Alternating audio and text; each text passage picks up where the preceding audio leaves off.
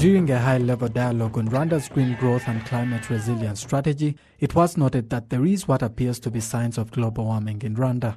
It is against this background that the Deputy Director General of Rwanda Environment Management Authority, REMA, Faustin Munyazi-Kwiye, explained the specifics of the new long-term strategy to protect the environment and tackle climate change.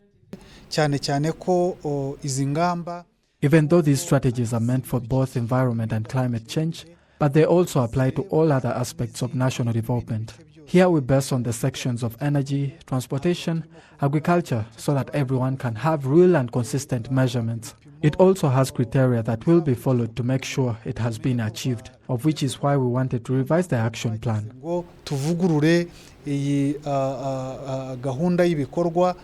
Maxwell Gomera, the United Nations Development Programme UNDP resident representative in Rwanda, says that there is a need to continue partnerships and work with various stakeholders in the development of an eco-friendly economy for the future. The future of ourselves and our children depends on the decisions that we are making today. Looking after the environment and looking after nature is not a tax on our growth. It is an investment into the future of our children. It generates jobs. It helps us to achieve a healthy environment, and it will help us to generate our own personal wealth. The Minister of ICT and Innovation, Ingabire Paula, and Dorothea Groth, the head of cooperation at the German embassy in Rwanda, also believe that there is a need to continue to strengthen efforts and research.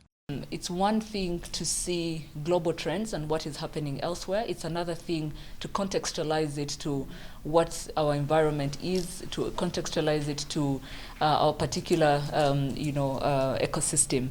And so I think even as we go forward, as we think about research and innovation, it's really how it's taking into consideration these aspects of the environmental aspects and not just looking at the technology, because I think many of you have heard that technology has so many promises, but also to a certain extent, if not implemented well, will have the same unintended consequences that we're speaking about today. It will be a joint effort.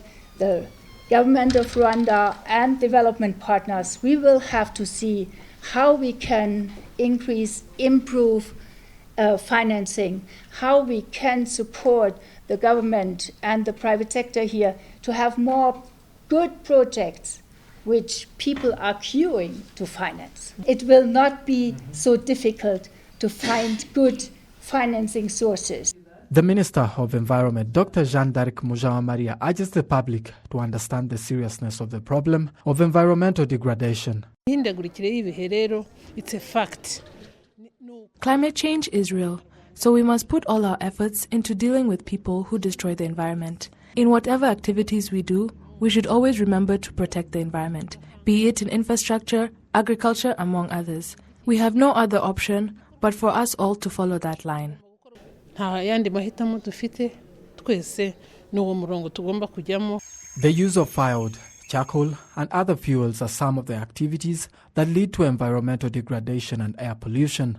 Rwanda is committed to reducing these activities from 79.9% in 2018 to 42% in 2024.